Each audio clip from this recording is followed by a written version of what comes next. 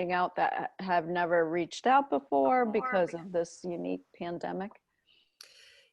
I think in the initial stages, of the first week or two, um, we typically get, 4 or 5 calls a day, and we weren't getting any calls because people Hmm. were in such a sense of hunker down and not being able to organize their thought process to make plans.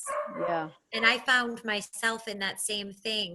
We were like, when does the dog need his vaccinations? It's almost like you can't think about the calendar because you're in survival mode, and you're in terms of Maslow's hierarchy of needs, like your security and safety needs are not met.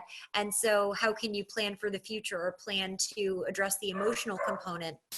I think as this has gone on longer, people are reaching out more and more because they're realizing that this has become a more permanent part of life, Yeah. and so that there's no reason to delay dealing with the mental health aspect of this, because I had one client who had taken a break. She didn't want to do telehealth, and she called last week and said, listen, I don't know when this is going to be over. I can't afford to wait until this goes away to address my mental health needs.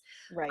So it's interesting that I think we're all starting to try to figure out how to do life and how to deal with the emotional parts of ourselves, in this sort of not best practices world that we're living in.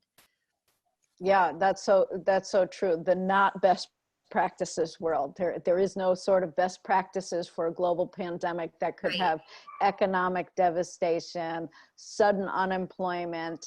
I mean, that is the triage, right? You talk about Maslow's hierarchy of needs. We first have to have our basic needs taken care of, and safety. And we're not really clear on that because the virus is everywhere, and we don't know how, and it could be deadly, and we don't know, uh, you know,